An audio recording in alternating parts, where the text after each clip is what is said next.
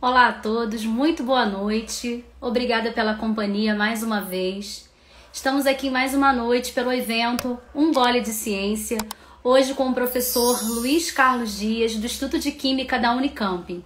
Estamos muito contentes com essa live. Olá, professor Sérgio chegou. Muito obrigado a todos que estão chegando. Gostaria de agradecer pela doce presença, doce companhia, pela credibilidade com a nossa página, muito obrigada.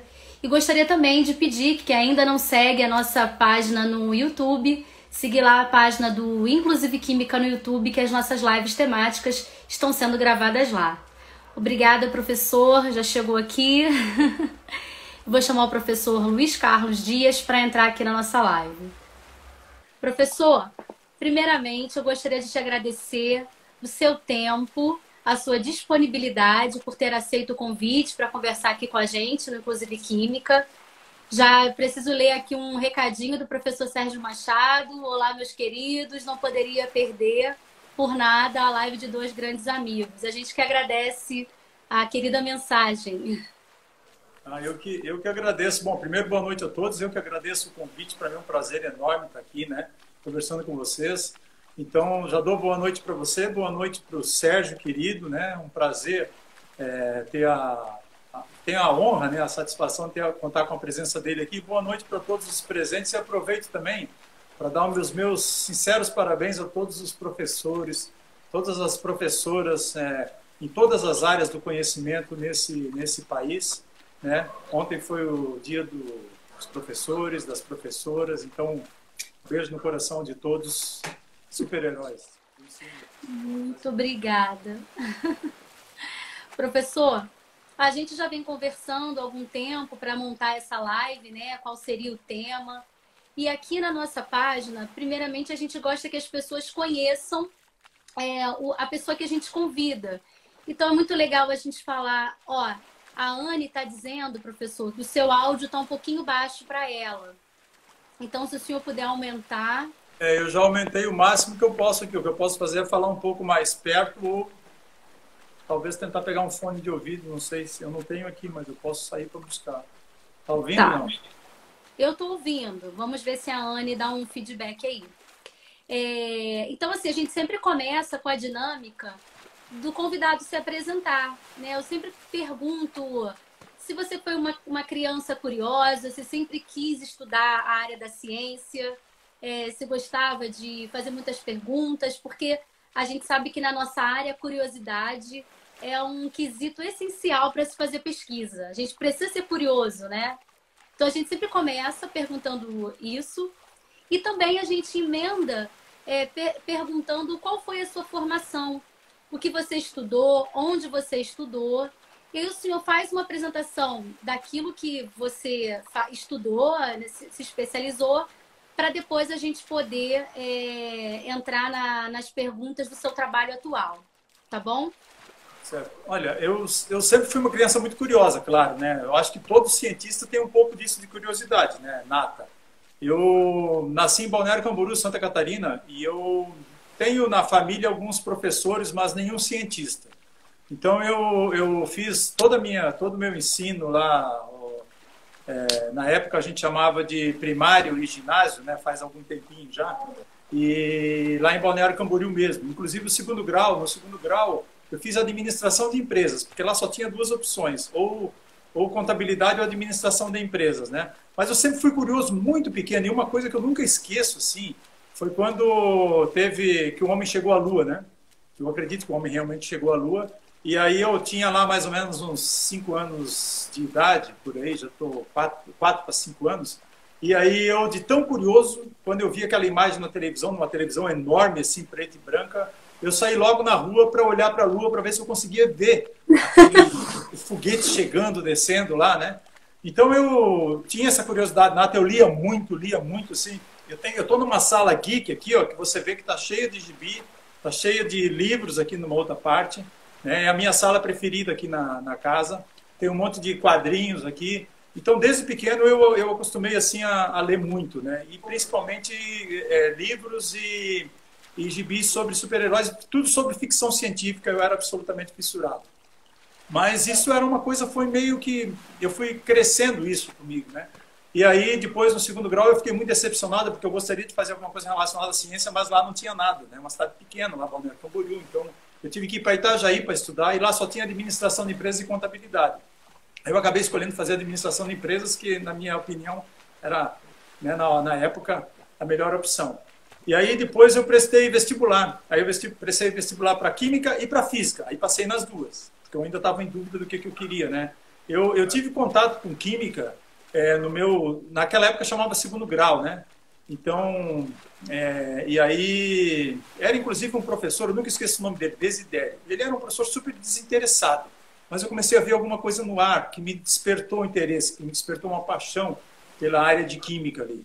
E também pela área de física. Tanto que eu prestei o vestibular, passei nas duas, acabei optando por química, né? Aí eu fiz química licenciatura, porque eu sempre gostei muito dessa parte de lidar com pessoas, de conversar, de dar aula. Nunca tinha dado uma aula na vida, mas aí durante o curso de Química lá na Universidade Federal de Santa Catarina, como eu fiz licenciatura, o estágio, né? O estágio foi dando aula. Então eu fui para um colégio, hoje chama ensino médio, né? Sim. E aí eu ministrei no primeiro semestre, foi minha primeira experiência dando aula. E aí eu adorei, eu gostei muito, né? E aí dali eu segui, fiz meu doutorado aqui na Unicamp direto, na área de química, de síntese total, né, de produtos naturais. Depois eu passei 2 anos na Universidade de Harvard, nos Estados Unidos, fazendo um pós-doutorado. Aí voltei para o Brasil e montei meu grupo de pesquisas aqui na Unicamp. Eu fui contratado na Unicamp como docente enquanto ainda era aluno de doutorado. Naquela época podia, assim. Eu acho Podia, né? Que isso aconteceu. Eu fiz o concurso em 1991. Muitos de vocês ainda não eram nem nascidos, né? Só o Sérgio, com certeza. Eu já era assim. Eu sou de 82. Então, aí em 92 eu fui contratado, em junho de 92. Agora eu vou completar 28 anos já como docente aqui da Unicamp, né?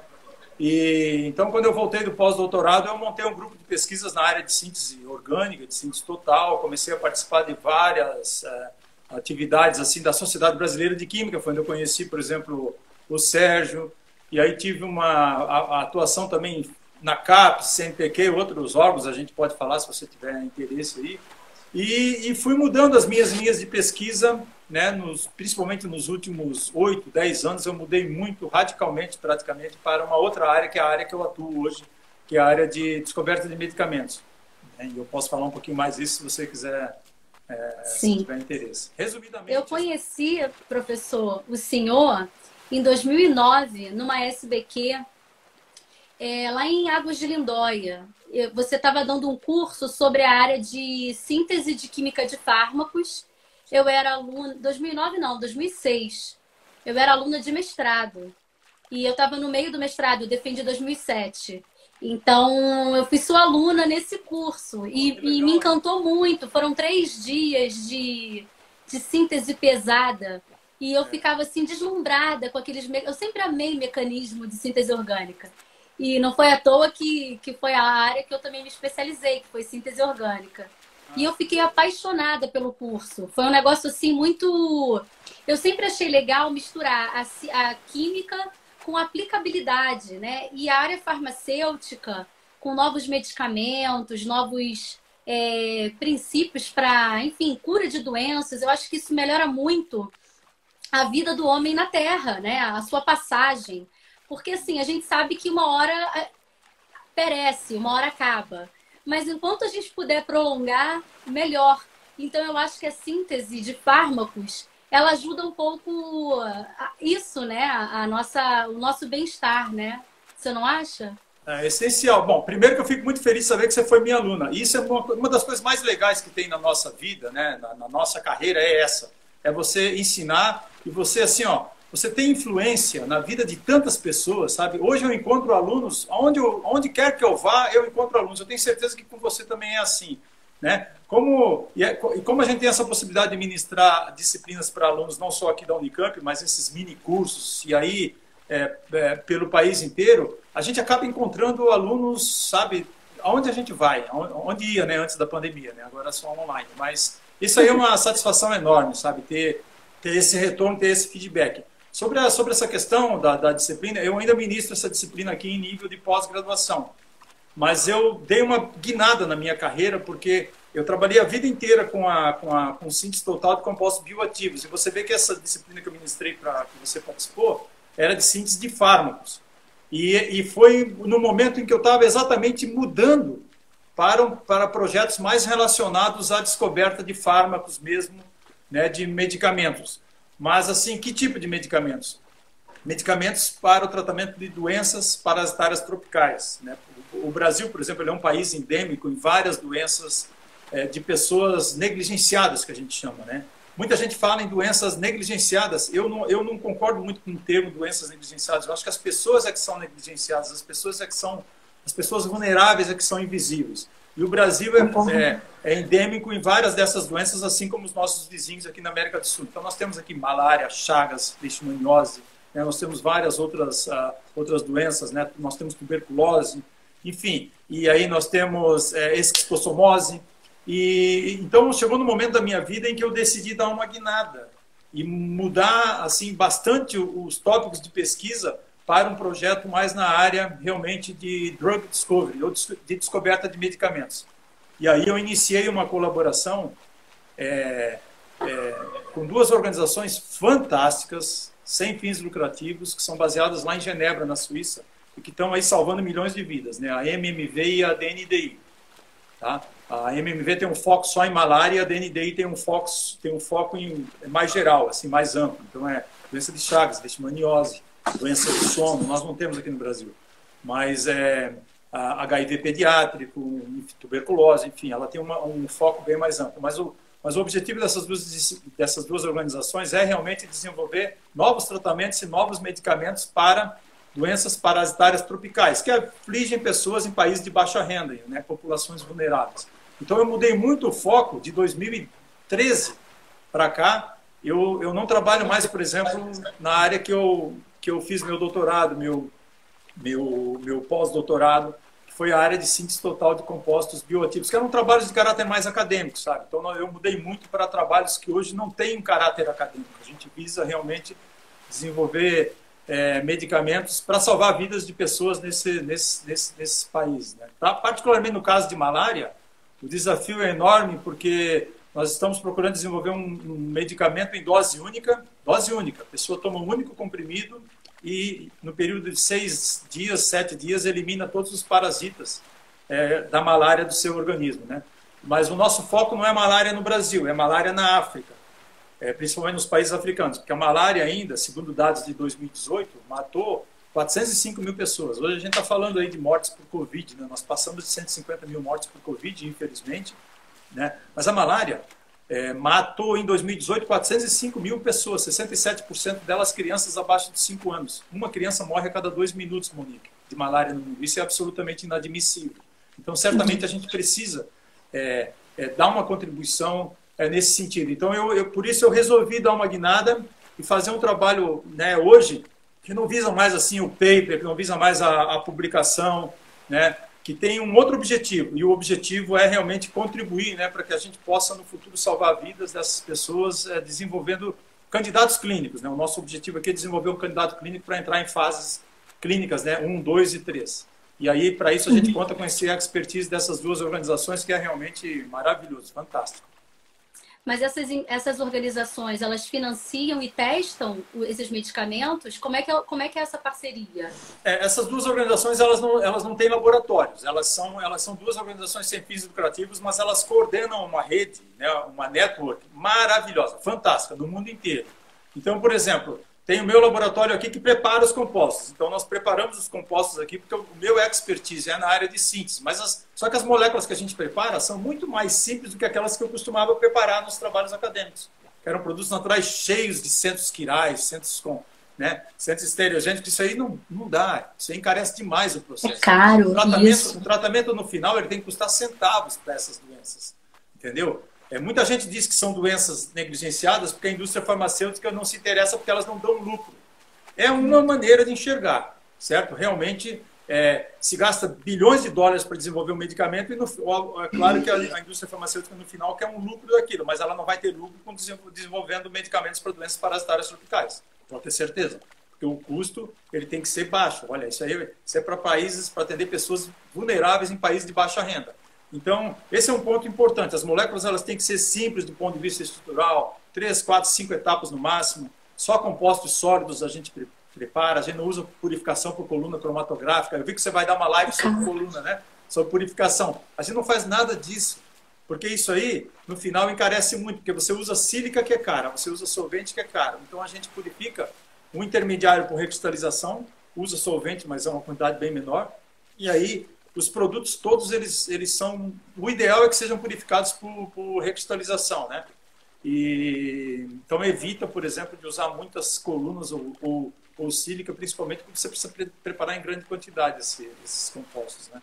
Então, essas organizações, elas não injetam dinheiro, mas elas pagam, por exemplo, bolsas para pós-doutorandos. Ah, legal. Eu tenho para os próximos 5 anos, eu vou ter a possibilidade de ter 15 bolsas de pós-doutorado dessas duas organizações. Nossa! E mais 15 bolsas da FAPESP, né? Foi um contrato. Fiquei até com vontade de ir para Campinas estudar. Um projeto que a gente aprovou agora, aí, que é muito bacana para os próximos 5 anos, que a nossa ideia porque assim, desde 2013 a gente está criando competência na área. Como eu mudei muito, eu sabia falar, né? Você foi minha aluna, então, olha só, eu sabia falar de mecanismos, de reações orgânicas, eu sabia tudo que era nome de reação orgânica, tudo que era mecanismo, setinha para lá, setinha para cá, mas aí eu tive que me reinventar, e a gente sempre tem que se reinventar, isso é uma coisa extremamente importante. Então, sim, hoje eu falo sobre parasitologia, sobre virologia, sobre imunologia, sobre bioquímica, sobre química medicinal, porque tudo isso eu tive que aprender aí nos últimos quase 10 anos. Né, para poder fazer um trabalho nessa área, sabe? Então é algo assim que trouxe para mim um ganho pessoal, profissional muito grande, né? Enorme. E hoje assim, ó, eu falo para todo mundo, né? Quem quer fazer ciência relevante do ponto de vista social, você não pode mais trabalhar sozinho. Você tem que esticar seus braços e falar várias línguas. E quando eu falo falar várias línguas, são as línguas da ciência, né? Hoje não tem todas as áreas elas estão interligadas, Monique. Né? A química com a física, com a biologia molecular, com a imunologia, né? Com a parasitologia, está tudo interligado. Então, a gente hoje, o cientista, tem que ser capaz de conversar um pouquinho, né? É claro que você tem a sua especialidade, mas você tem que ser capaz de conversar um pouquinho com cada uma dessas intersecções, dessas áreas. E aí, isso é o que eu tenho procurado fazer nos últimos anos, aí tem sido uma experiência fantástica, né? Trabalhar com essas duas organizações, porque eles têm pessoas lá com expertise em descoberta de medicamentos, que nós não temos no Brasil. O Brasil não desenvolveu essa área de descoberta de medicamentos. A gente vai muito bem na área de genéricos, né? Tem alguma inovação aí em algumas farmoquímicas, algumas farmacêuticas, né, que trabalham com genéricos, mas a maior parte dos nossos princípios ativos de genéricos, mais de 90%, ele vem pronto já de fora. Os insumos vêm todos de mercados como Índia e China, principalmente da China. E aqui no Brasil eles praticamente são embalados, né? Então está começando a ter alguma movimentação nessa área, com algumas farmacêuticas, mas só que nós estamos muito atrasados, né? Então, assim, descoberta de novos medicamentos no Brasil é uma atividade assim que, infelizmente, ela não foi desenvolvida nos últimos anos. E como nós não temos expertise aqui no Brasil, a gente tem que trazer esse expertise de fora. Aí esse expertise vem junto com essas colaborações, com a MMV, com a DNDI e com as empresas, né? Com as Big Pharmas, que têm colaborações com eles também, que apesar de não investir dinheiro, mas eles investem, eles ajudam, né, com alguns ensaios, né? Como você perguntou, alguns ensaios, a maior parte dos ensaios, eles ainda são feitos fora do Brasil, e eles ajudam com a expertise desse pessoal deles que tem experiência em descoberta de medicamentos que nós não temos aqui. Então, só para finalizar, alguns dos ensaios, no começo, né, lá em 2013, a gente preparava os compostos aqui, mandava todos os compostos via FedEx para o exterior, para os laboratórios na Austrália, na Bélgica, em vários países africanos, para serem testados. Mas nos últimos anos também a gente conseguiu construir competência aqui. Então eu consegui incluir outros grupos, por exemplo, lá da USP de São Carlos, da USP de São Paulo, né? Como a gente tem a FAPESP, os grupos têm que ser daqui de São Paulo, né? A gente tem que envolver grupos de São Paulo. Então eu consegui envolver, e hoje alguns ensaios de parasitologia primária, por exemplo, a gente já faz aqui no Brasil. Quando tem dúvida em algum ensaio, algum resultado, a gente manda para fazer fora. Mas muitos ensaios mais... à medida que você avança, né, a descoberta de medicamentos é uma corrida de vários obstáculos. Então você vai pulando um. Você pode pular 100 obstáculos. Se você não pular o 100º, você praticamente perdeu tudo que você fez antes. Então aí a gente tem que encerrar a série. Então, à medida que você vai avançando, alguns ensaios mais adiantados a gente não tem aqui no Brasil. Então tem que ser feito lá fora. Então, assim, mas é uma cascata, é uma network, é uma rede que é muito bem coordenada pela MMV e pela DNDi. É um trabalho realmente fantástico que eu estou aprendendo muito. Perfeito.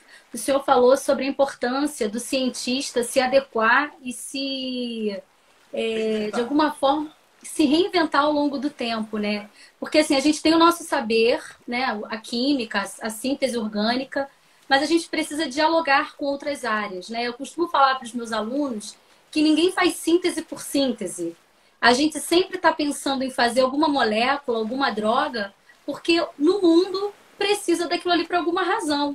Hoje, por acaso, é a Covid. A gente precisa da cura dessa Covid. Então, vários laboratórios e grupos de pesquisa ao longo do mundo certamente estão debruçados incansavelmente para poder descobrir essa vacina, né? Agora, isso tem interesse político, sobretudo hoje, em que eu acredito que o grupo que conseguir talvez seja até o prêmio Nobel na próxima premiação, acredito eu. Porque as duas últimas químicas, elas estavam nessa área de sequenciamento genômico da Covid, né? Então, é uma questão política, é uma questão de interesse. E como você falou, acho que as doenças negligenciáveis não têm interesse, porque a doença, vamos colocar assim, de pobre, né? Então, acaba que não tem interesse de fazer pesquisa. Mas eu acho que por uma questão moral e por serem empresas farmacêuticas que já lucram, eu julgo dizer que hoje as indústrias farmacêuticas são as que mais lucram no mundo. Já passou a petroquímica há mais de 20 anos. Eu acho que seria por uma questão moral, por tanto de lucro que ela tem em outras doenças, porque a gente vive uma sociedade altamente medicamentada, né?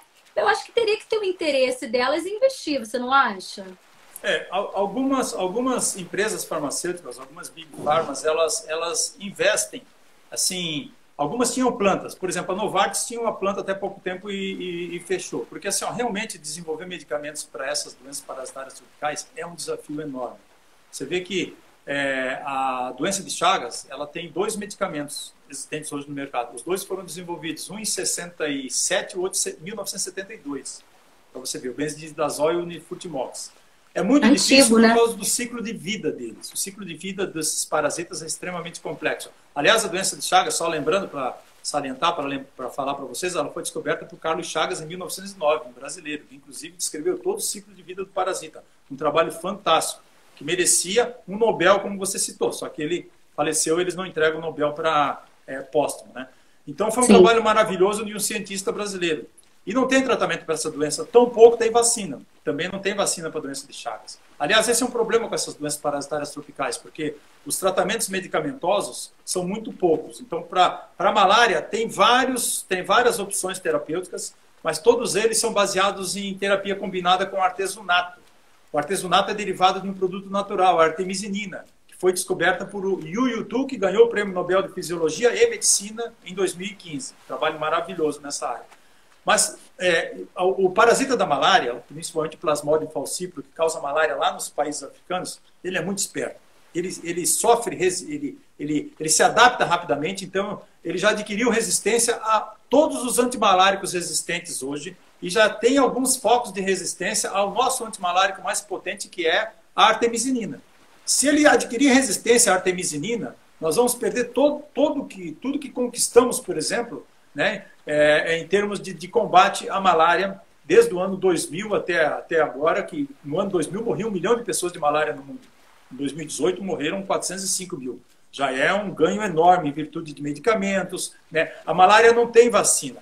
Aliás, ela tem uma vacina, chama Mosquirix, que inclusive, para vocês que não conhecem, ela foi desenvolvida através de um trabalho de dois brasileiros, a professora Ruth Nussensweig e o professor Vitor Nussensweig. Né? A professora Ruth já faleceu, o professor Vitor ainda está aí. Trabalho fantástico, que foi a base do desenvolvimento da vacina para a malária, chama Mosquirix. Qual é o problema dela? Como o ciclo de vida do parasita é muito complexo e ele adquire resistência rapidamente, essa vacina não tem uma eficácia muito grande. Então, ela tem uma eficácia em torno de 30% depois de 3 ou 4 doses. Entendeu? Ela está sendo usada no Malawi, no Quênia, em Gana. Então, é um ganho, mas assim, é muito pouco para que a gente possa, por exemplo, atingir o objetivo da Organização Mundial da Saúde de erradicar a malária do planeta até 2040. Esse é o objetivo, erradicar a malária do planeta até 2040. Mas, para que isso aconteça, a gente vai precisar de vacina. Por quê? Vacina previne a doença. E vai precisar de medicamento. Por quê? O medicamento trata aquela pessoa que já está doente. Então, o objetivo de vacina e de medicamento, eles são diferentes. Certo? Uhum. Agora, essas indústrias farmacêuticas, né, as Big Pharmas, elas não têm interesse, mas elas estão cada vez mais, eu tenho acompanhado isso, porque eu tinha essa mesma visão quando eu comecei a trabalhar nessa área. Elas não têm interesse, mas várias delas colaboram. Olha, a gente tem colaboração com a GlaxoSmithKline, com a Novartis, com a Pfizer. Eles não investem dinheiro, mas o que eles investem, o que eles dão para a gente em termos de, essas parcerias, em termos de expertise dos profissionais, e também assim dos ensaios, né, que eles nem cobram da MMV e da DNDi, eles fazem assim num acerto, num acordo, já é uma contribuição fantástica, entendeu? Agora eles realmente, aqueles que trabalhavam com desenvolvimento de medicamentos, que tinham plantas, eles estão fechando. A última foi a Novartis, infelizmente. Mas a gente vê algumas, como a GlaxoSmithKline, que ainda tem plantas lá, tem realmente estrutura, né, funcionando muito bem para o desenvolvimento de novos tratamentos para doenças parasitárias tropicais. Olha só, a MMV desenvolveu, junto com a GlaxoSmithKline, a GSK, lá de Três Cantos, na Espanha, a tafenoquina, que vai ser usada, que o Brasil foi o primeiro país a aprovar o uso em dose única para o tratamento da malária aqui. Só que a malária no Brasil é causada, 90% é causada pelo Plasmodium vivax. Ele não é tão letal, ele não é tão fatal. Nós temos cerca de 190 mil casos hoje de pessoas infectadas no Brasil de malária. Né? Ela causa alguma incapacitação, mas ela não é tão letal. Então a MMV desenvolveu junto com a GSK, né, um medicamento, só que ele só pode ser usado por pessoas a partir de 16 anos. Ele não pode ser usado por crianças e nem gestantes, porque ele tem um problema de toxicidade. Então, crianças gestantes não podem usar. E o nosso foco aqui não. Nosso foco é desenvolver um medicamento que possa ser utilizado por crianças, por gestantes e em dose única. Então, assim, já são muitos os desafios, mas esse desafio em dose única realmente aqui é enorme, né? Sim, perfeito.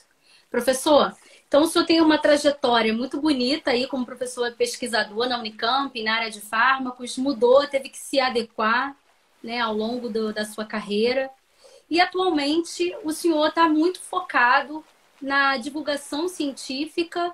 Eu tenho acompanhado algumas lives do senhor conversando sobre a questão das vacinas, movimento anti-vacina, a questão da Covid, como está no mundo essa questão da vacina. Conta um pouquinho para a gente sobre essa sua atuação, desde a divulgação científica, essa questão pandêmica que a gente vive hoje com a questão da vacina, esse movimento aí que ainda insiste em não vacinar, né, os antivacinas. Como é que está essa questão hoje na sua atuação, que você vem acompanhando no Brasil e no mundo? Tá, se eu não lembrar de responder tudo, você pergunta de novo, tá? Porque eu sou meio esquecido. Tá bom? Tá. Várias coisas que você falou. Primeiro, divulgação científica. Eu acho que assim, nós, como cientistas, né, a gente está vendo isso agora durante essa pandemia. Né? Essa pandemia deixou o mundo de joelhos, literalmente. Né? Está expondo aí vários problemas estruturais que nós temos no país, né? Escancarando as mazelas da sociedade e as desigualdades sociais que nós temos no Brasil. Né? E aí a gente começou a perceber também uma desinformação muito grande da população brasileira, né? Principalmente com relação lá no início, né? Com relação aos hábitos de higiene, o que tinha que fazer, porque o vírus ele é totalmente novo, nenhum de nós nunca passou por uma pandemia, essa pandemia moderna, né? A outra pandemia foi lá em 1918, 1919, né? Então, assim, essa é a primeira pandemia da era moderna, ninguém nunca passou por uma pandemia, então havia uma desinformação muito grande no início com relação às medidas de higiene, as medidas não farmacológicas, depois uma desinformação muito grande com relação ao uso de medicamentos, né? Medicamentos sem comprovação científica, e aí eu já tinha alguma experiência, algum contato com divulgação científica, porque eu sou o coordenador do Festival de Divulgação Científica Pint of Science aqui em Campinas. Então, desde 2017, 18, 19, eu já organizei o festival aqui. Eu fui convidado pela Natália, né? A Natália Pasternak, eu acho que vocês têm acompanhado aí, ela está bastante na mídia, ela é presidente do Instituto Questão de Ciência. Então, ela era a diretora do Festival de Divulgação Científica Pint of Science Nacional. Ela me convidou para organizar aqui em Campinas, porque nós nos conhecemos quando eu trabalhei alguns anos atrás, na elucidação daquela história, daquele caso da pílula do câncer, da fosfetanolamina. Então, eu fiz aqui no meu laboratório toda aquela análise das cápsulas de fosfetanolamina que estavam sendo produzidas aqui na USP de São Carlos e distribuídas para a população como uma promessa de cura do câncer. Aí o Ministério de Ciência e Tecnologia convidou o INCT Inofar, que é coordenado pelo professor Eliezer Barreiro, aí da UFRJ, né, o nosso querido JB. E aí como eu sou membro do INCT Inofar, então ficou sob minha responsabilidade a análise das cápsulas e a síntese dos componentes das cápsulas. Então, assim, eu nunca tinha feito nenhum juízo de valor, mas quando a gente pegou as cápsulas para analisar, a gente descobriu lá que tinha várias impurezas, enfim, e que preparamos todos os componentes, testamos e acabou comprovando, né, que não tinha nenhuma eficácia contra o câncer, infelizmente. Mas isso aí me deu uma entrada nesse mundo de divulgação científica, teve bastante mídia na época, e foi onde eu conheci a Natália. E aí a Natália, então, nós tivemos uma proximidade, daí ela me convidou para coordenar o Festival Pint of Science aqui em Campinas, daí eu venho coordenando, né, só não teve esse ano por causa da pandemia. Então eu comecei a ter muito contato com divulgadores científicos e comecei a gostar muito dessa parte. A gente precisa conversar com a sociedade.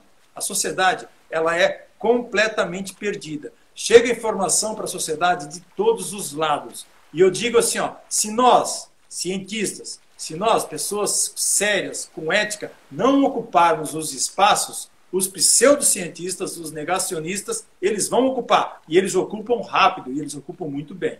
Entendeu? Eles sabem fazer isso, né? Com mentiras, com disseminação de notícias falsas. Então a gente precisa se expor e a gente precisa dar a cara a tapa. Não tem outra opção nesse jeito, entendeu? A gente não. Um cientista hoje, na minha opinião, ele não pode mais só ficar no seu laboratório, né, fazendo o seu trabalho, publicando os seus artigos, né, e comemorando os seus artigos, né? Claro, não é só isso, mas o cientista faz muito mais, porque a gente faz muito mais do que isso, mas tem que fazer algo mais. Né? A gente hoje tem que conversar com a sociedade, principalmente num momento como esse, em que a sociedade ela precisa do contraditório, porque senão ela só vai ouvir o lado dos negacionistas. Né? Isso aí tem um preço, é legal, mas a gente também apanha muito, né? É muito ofendido, né? Pelas redes sociais e por mensagens diversas. Mas assim, aí eu, em virtude dessa atuação, eu, no começo, fui convidado para participar da força-tarefa da Unicamp no combate à Covid-19. A Unicamp montou uma força-tarefa fantástica em várias áreas. E eu fui convidado de início numa frente de ensaios pré-clínicos, né? Porque todos esses compostos que eu falei para você, que a gente prepara junto com a MMV e com a DNDi para o tratamento dessas doenças parasitárias tropicais, como eu já tenho todos no laboratório, uma das coisas que a gente fez foi enviar todos lá para o Instituto de Ciências Biológicas da USP para testar contra o Covid. Os compostos estão preparados, a gente não precisa preparar, vamos testar. Porque a gente conhece muito pouco ainda sobre o Covid. Na época conhecia muito pouco, a gente está conhecendo já bastante coisa hoje, né? Que a ciência está avançando muito nessa área.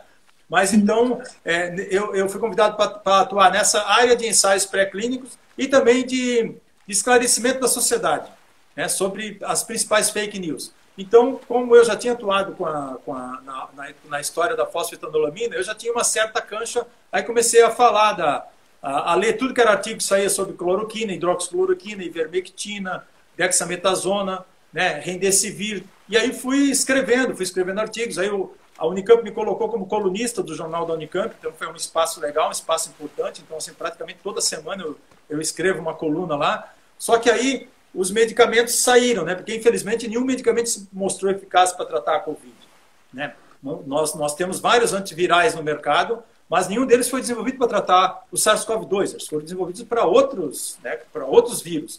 E aí, claro, toda vez que tem um vírus novo, todos os medicamentos, né, a gente faz aquilo que é reposicionamento de fármacos. Né, o fármaco já está aí, tenta ver se ele tem alguma atividade, né, meio às cegas, assim, contra aquele vírus. Isso foi feito no caso da Covid. E aí começaram a sair, a pipocar vários artigos, né? Hoje, com essa questão de Covid, os artigos são colocados, são publicados em plataformas online sem avaliação por pares. Então foram pipocando, aí foi tendo artigo favorável à cloroquina, outros que não. Então, assim, ó, artigos bons, artigos ruins, a favor e contra.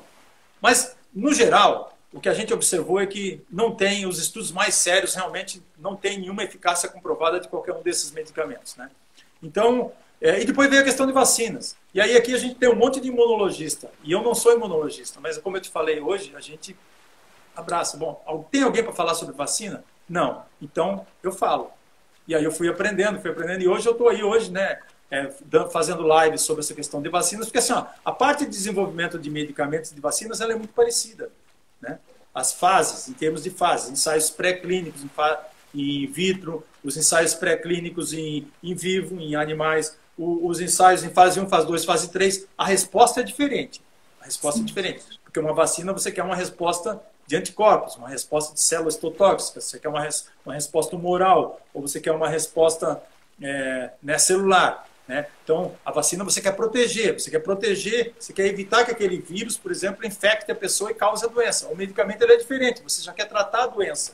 Então, o modo de ação, tudo, né, é diferente, mas quando você tem interesse e vontade de aprender, você consegue, né, trafegar em todas essas áreas. Então, eu não falo como especialista em vacinas, mas eu falo como uma pessoa que consegue traduzir para a população leiga, que não sabe nada, as coisas mais importantes assim, sobre vacina.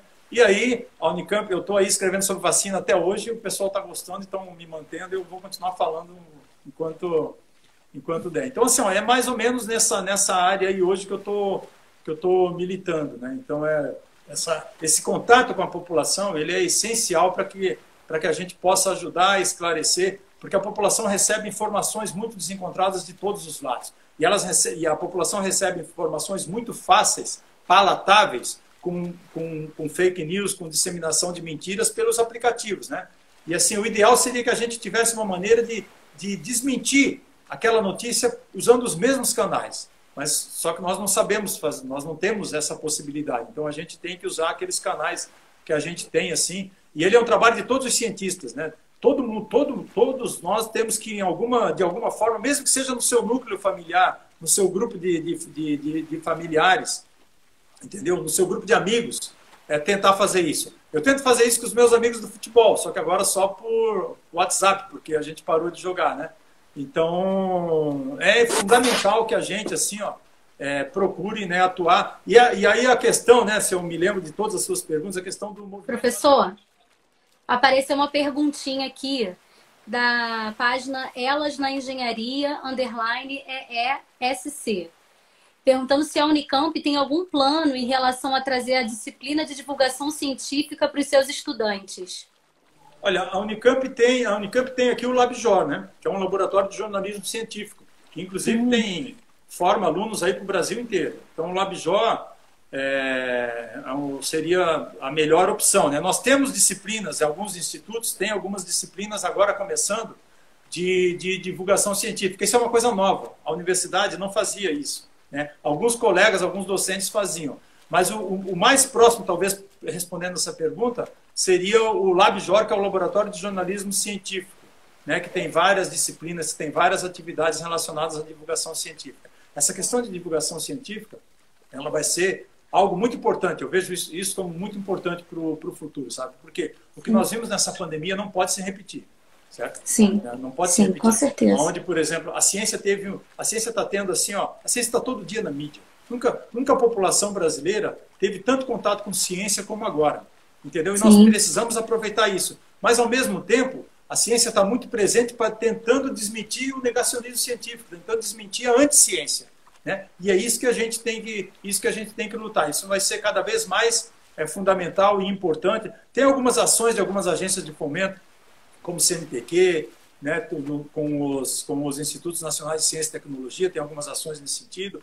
A FAPESP também tem ações nesse sentido, mas é muito pouco, a gente precisa de muito mais. A gente precisa de um número cada vez maior de cientistas envolvidos com isso, né? E não é fácil falar com a população numa linguagem simples, mas a gente tem que ir aprendendo. Então, eu considero que isso aí para o futuro vai ser fundamental, sabe? A questão, até para que a gente possa combater, respondendo a uma das tuas perguntas que eu não lembro mais de todas, mas do movimento anti-vacinas. O movimento anti-vacinas é absolutamente criminoso, né? Eu considero. As vacinas, elas salvam milhões de vidas. Se nós estamos aqui, Monique, e se você está aí, eu aqui, o nosso querido Sérgio, todos os presentes estão aqui, é porque em algum momento das nossas vidas nós tomamos vacinas, né? A gente nasce sem imunidade. A gente adquire uma imunidade inata que vem do leite materno. Mas ele não é suficiente, por exemplo, para combater a maior parte das doenças, né? Você vê, varíola matou mais de 300 milhões de pessoas no século XX. A meningite meningocócica, ela mata ou ela incapacita. Sarampo mata ou causa problemas neurológicos, entendeu? A varíola foi erradicada do planeta em 1979, 1980, por aí, graças à vacina, certo? O sarampo estava controlado, né? E aí, infelizmente, agora nos últimos anos, em virtude da queda na cobertura vacinal, nós tivemos 18 mil casos de sarampo em 2019, está aumentando. Isso nós temos observado nos últimos anos uma queda na cobertura vacinal que pode ser devida a vários fatores. Ou porque as pessoas acreditam que não tem mais as doenças, porque as vacinas funcionam tão bem para proteger da doença que as pessoas acham que não tem mais a doença e não precisa vacinar, né? A falta de conscientização da população, a falta de campanhas nacionais de conscientização, que nem a gente teve. Tinha na época lá, todo mundo lembra do Zé Gotinha, né? Pelo menos o Sérgio vai lembrar, vocês podem não lembrar, mas o Sérgio... Eu lembro. Do Zé Gotinha. Então, essas campanhas de vacinação em massa, elas são extremamente importantes. Vacinas salvam 3 milhões de pessoas por ano. 5 pessoas por minuto são salvas por vacinas. Então, ela protege a pessoa das doenças. Eu costumo dizer assim, você que é contra vacinas, tá aí, se tem alguém aí, eu espero que não que seja contra a vacina, olha só. Olha o que a Covid fez com o mundo. A Covid-19 colocou o mundo de joelhos, né? Está todo mundo em casa desde fevereiro, março, janeiro, lá em outros países, né? A gente está aqui em outubro, já são 10 meses de pandemia. A Covid colocou o mundo de joelho. E aí, por quê? Porque é uma doença que mata, que causa vários problemas para quem sobrevive. Quanto mais grave, mais danos neurológicos no coração, no pulmão a pessoa tem. Então, e não tem vacina. Então você imagina como seria um mundo com catapora, com cachumba, com varíola, com rubéola, com tétano, com sarampo, com meningite meningocócica, com febre amarela, com raiva, sem vacinas. Seria o caos, gente. Entendeu? Sim. Então as vacinas, elas são extremamente importantes, certo? E a gente precisa combater esse movimento anti-vacinas que está inventando várias mentiras, várias fake news, né, com relação a vacinas. Se você quiser, a gente pode falar de algumas delas, mas inclusive o último artigo que eu escrevi do jornal da coluna do Unicamp foi exatamente esse, desmentindo várias dessas fake news que têm aparecido sobre vacinas. Eu não lembro se eu respondi todas as tuas perguntas, mas... Respondeu, mas assim, a gente vai ter que fazer outra live, sabia? Porque esse assunto é muito rico e pelos comentários das pessoas aqui, né, sobre o Brasil já ter sido referência em campanha de vacinação. O Sérgio colocou aqui um dado de 70 casos de sarampo na academia da Força Aérea. Gente, na Força Aérea, né? Que são pessoas que a gente imagina que tem alguma formação, que entendam da importância da pesquisa, da ciência, né? Enfim. E a gente está vivendo um grande retrocesso. Eu acredito, professor, que a saída para nosso país ainda é continuar investindo no ensino e na educação. Eu não consigo imaginar uma nação bem formada, com saúde, com, enfim, plena, sem ensino, né? Eu acredito que ainda existe... Nosso país é um país continental, é muito grande, organizar tudo, fazer com que o aluno daqui do Rio de Janeiro, da Unicamp, por exemplo, tenha o mesmo ensino de qualidade de alunos que moram em cidades mais periféricas, mais no interior. Então, acredito que é muito difícil a gente equalizar esse problema. A gente ainda tem aí alguns anos pela frente, na minha humilde opinião, para organizar essa casa. mas eu acredito que a saída é pela educação, é o investimento no seu povo. Porque a gente precisa investir em nós. E o que eu consigo perceber é que a gente acredita muito e compra muito as mentiras externas. Né? Ontem a gente comemorou, você abriu a live falando, Dia dos Professores, a gente é super homenageado, ganhei café da manhã dos meus alunos, está tão bonito, né? Mas eu sei que isso não é em todo lugar. A gente ainda vive num país em que o professor é agredido. A gente ainda vive num país em que a mídia fala que o professor não quer voltar a trabalhar porque ele é vagabundo, quando, na verdade, a gente está enfrentando uma pandemia. Então, assim, a gente ainda está, acredito que em termos de evolução, o nosso país ainda está rastejando, sabe? Está engatinhando. A gente tem pessoas como o senhor no seu grupo de pesquisa, que tem pesquisas de ponta, que fazem colaboração com a Suíça, mas a gente ainda tem pessoas do nosso país, talvez seu vizinho aí na sua cidade, que nega a ciência, que é um cara do movimento antivacina. E às vezes essas pessoas estão ao nosso lado. Eu acredito que as últimas eleições serviram para mostrar isso. Muitas pessoas que conviviam com a gente não tinha noção do que essas pessoas pensavam. E elas começaram a colocar para fora tudo aquilo que elas já pensavam. Só que elas tiveram alguém que desse o respaldo. Entende o que eu estou querendo dizer? Então, eu acredito que a gente ainda vai ter que viver, continuar plantando muitas sementes. O Sérgio falou isso para mim, né? O professor, ele não planta uma floresta, ele planta sementes para que virem eucaliptos. Foi essa palavra que ele usou. Então, a gente tem que continuar investindo para que no futuro as novas gerações possam colher isso que a gente plantou hoje. Então, fazer divulgação científica, eu comecei a ver nessa quarentena vários grupos de pesquisa ao longo do Brasil, né, colocando a cara aqui, igual a gente está fazendo, no Instagram, falando do que eles fazem. Porque há 2 anos a gente estava sendo condenado de fazer balbúrdia e fumar maconha nas universidades públicas. Então, isso choca muito a gente que trabalha sério, que sabe o que está fazendo, né? E levar isso para a população que não está na universidade com a gente, que não tem uma formação acadêmica e não sabe da importância daquilo ali, é um trabalho diário. Eu costumo dizer que é na academia, como você falou, no pessoal do futebol, no salão, né? No pessoal, enfim, que faz o pilates com a gente. Porque a gente começa a ver que essas pessoas se alimentam desses grupos de WhatsApp com as fake news. E isso é um verme, é difícil da gente matar essa doença, né? Esse verme que se instalou na nossa sociedade. Então, elas na engenharia estão falando que o problema é que as pessoas só acreditam na ciência quando ela fala aquilo que elas aceitam e aquilo que querem escutar, né? Então, eu acredito que a gente vai ter que continuar aí batalhando, né? Você aí na Unicamp, fazendo muita live, muita divulgação científica, a importância de fazer isso aqui. Eu tinha colocado na minha mente que eu ia fazer essas lives só por conta da pandemia, só nesse período que a gente estava em casa. E algumas pessoas já me escreveram pedindo para eu continuar a fazer as lives, trazendo esses convidados, porque a divulgação ela tem que ser sempre, e não só nesse período de pandemia, né? Então, eu até resolvi colocar aí para minha vida, seguir essa divulgação. Temos vários amigos na ciência que têm essa disponibilidade para vir aqui falar com a gente, né? E isso é muito importante. Para a gente concluir, a gente falta apenas 10 minutinhos, mas eu acho que ainda dá tempo. Eu gostaria que o senhor falasse um pouquinho do seu trabalho e sua atuação na Academia Brasileira de Ciências, na qual o senhor é membro. Fala um pouquinho para a gente o que é a Academia Brasileira de Ciências, como funciona e a sua atuação, por favor.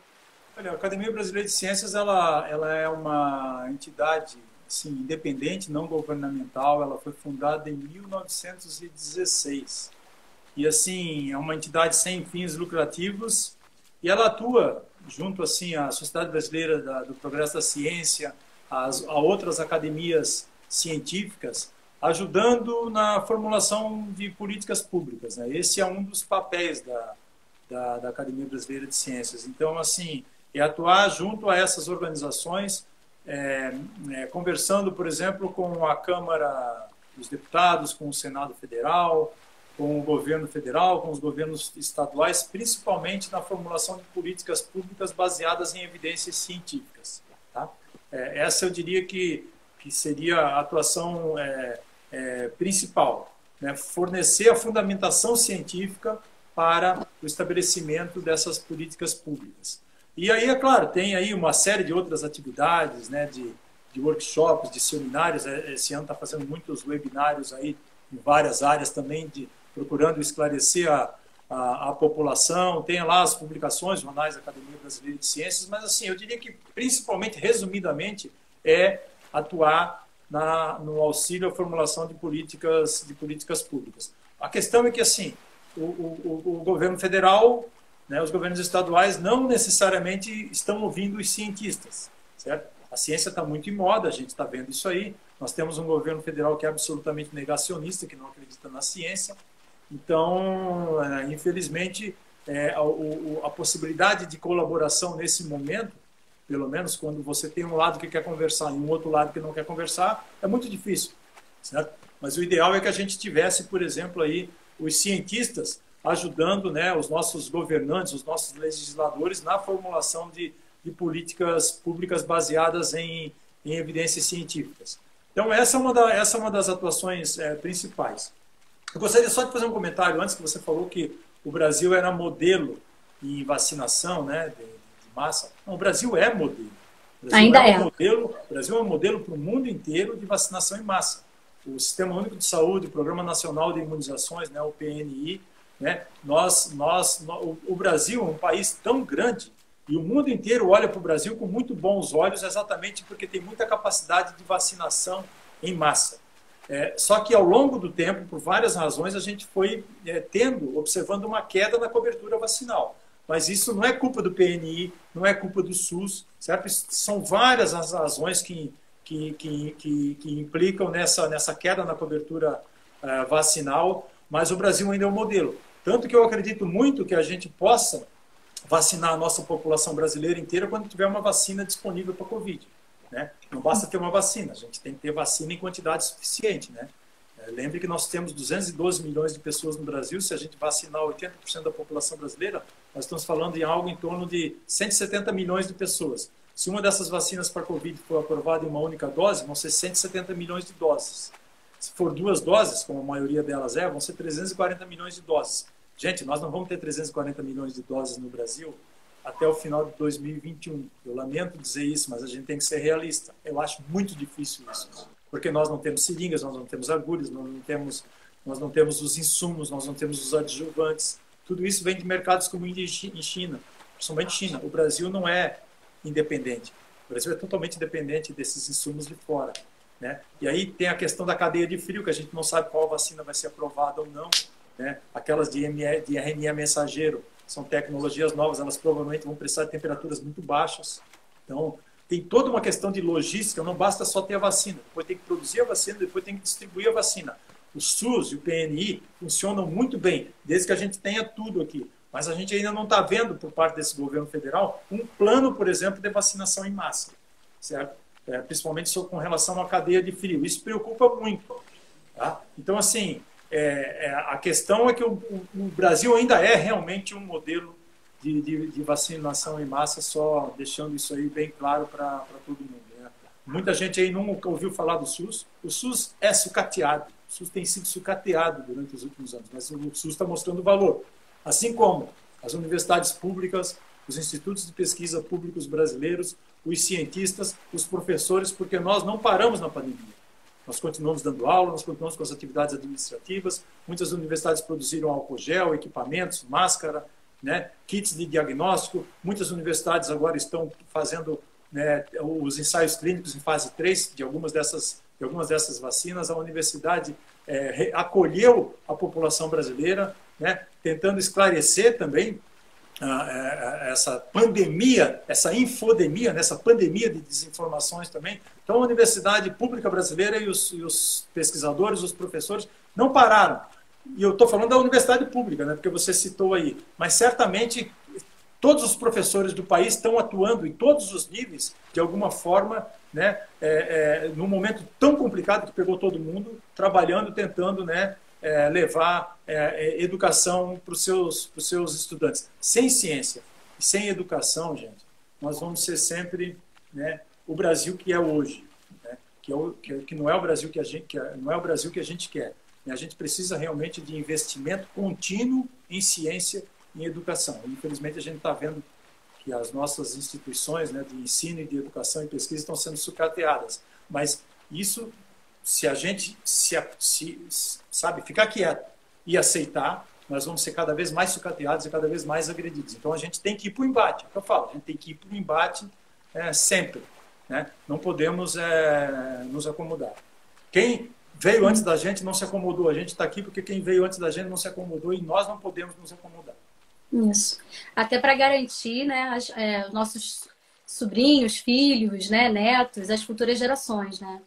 Exatamente. Eu estou acompanhando aqui, eu quero até agradecer aos participantes da nossa live, professor Diego, conversando aqui com um monte de gente que está entrando aqui, a Mariana, o Sérgio, Viva o SUS, enfim, quero agradecer aqui a riqueza de comentários, né? O professor Sérgio pediu para eu também não parar de fazer as lives e te agradece pela sua luta, a sua busca utópica de uma sociedade mais justa, humana, fraterna e soberana. E é tudo que a gente espera para o nosso país, para as universidades, né? A universidade que me encantou, que me fez querer escolher essa área acadêmica, enfim. Eu só tenho que agradecer a todos que estão aqui conversando, o papo. Eu tenho que prestar atenção no que você fala e as coisas que o pessoal vai escrevendo aqui, que é muita coisa. Professor, faz um sorriso para a gente tirar uma foto e a gente guardar essa fotografia. Deixa eu tirar aqui.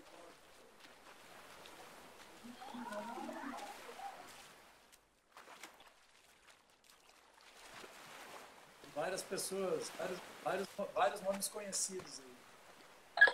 Sim. Bom, muito legal. Professor, eu gostaria de saber se o senhor topa fazer mais uma live mais para frente. A gente pode fazer 10 lives. Ai, que beleza! Porque eu fiquei muito intrigada com essa questão aí da logística. Eu não tinha essa noção da nossa tamanha dependência em seringas, agulhas e todos esses insumos que vêm da China. O problema é que assim, você precisa de milhões, né? Então, como eu falei, se for uma dose, 170 milhões de pessoas vacinando, 80% da população brasileira seria ótimo. Né? Quanto maior a adesão, melhor. A adesão ideal seria 90% a 95%. Então, vamos supor 80 milhões, 80% você precisa de 170 milhões de doses. Uma única dose não vai ser suficiente para nos tirar dessa pandemia, por todos os resultados de fase 2. Tá? A maior parte dessas vacinas. Então, nós vamos precisar de 340 milhões de doses. Gente, nós não temos isso. Então, esses insumos todos, e o que é pior? O mundo inteiro está em pandemia. Então, quando tiver uma vacina, o mundo inteiro vai estar correndo atrás de seringa, de agulha, dos insumos, dos adjuvantes, que algumas vacinas podem precisar de sais de alumínio, adjuvantes, neomicina, não sei quais os adjuvantes vão ser utilizados. Nós não temos isso no Brasil. Então, você vai ver que tudo isso aí vem de fora. E as vacinas, elas têm que ser mantidas numa temperatura em torno de 0 a 10 graus, tá? Porque elas são instáveis. Então, você precisa de uma cadeia de frio adequada. Se as vacinas aprovadas forem as da Moderna e a da Pfizer, elas são de RNA mensageiro. RNA é instável. Precisa de uma temperatura, por exemplo, de menos 70 graus. Aí você pensa, você precisa de gelo seco. Como é que você vai levar essa vacina lá para a Amazônia, onde você tem que atravessar de barco para chegar em algumas cidades, 1 ou 2 dias de barco? Entendeu? Você não tem refrigerador. Então, são vários os desafios logísticos que as pessoas não pensam. A gente pode ficar muito tempo falando só sobre isso, entendeu? E que a gente vai precisar, né, em algum momento, discutir isso aí. Eu também, uma das minhas colunas, eu falei exatamente sobre essa questão de desafio logístico aí da cadeia de frio. Sim, isso aí eu ainda não tinha me alertado para isso. Essa sua live abriu aí um campo para eu pensar. Bom, professor, muito obrigada. Daqui a pouco o Instagram vai derrubar a gente, que a gente só tem 1 horinha. Muito obrigada. Sem palavras para agradecer o seu tempo, a riqueza daquilo que foi falado aqui.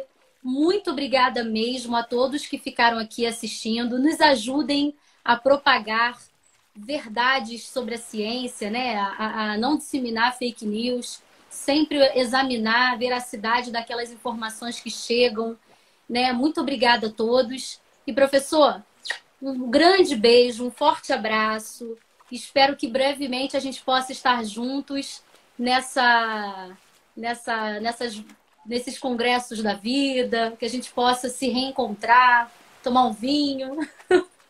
Vai ser um enorme prazer. Eu espero, vai ser um prazer. Aí o Sérgio, com o Sérgio, porque o Sérgio está me devendo uns vinhos já faz um tempo, que eu estou esperando até hoje ele me pagar. Vai ser um prazer. Tá certo. Beijo no coração. Um beijo, muito obrigada. Fiquem todos bem. Todo mundo participou. Eu vi que tem uns comentários, umas perguntas, mas eu não consigo falar e ler e responder. Então a gente pode fazer outra quando você quiser. Aí. Tá, vamos esperar um mesinho e a gente marca outra. Tá bom? Um beijo, professor. Beijo no coração. Ótimo fim de semana para todos aí e todas. Obrigada. Beijo, gente. Beijo grande. Tchau, tchau. Tchau.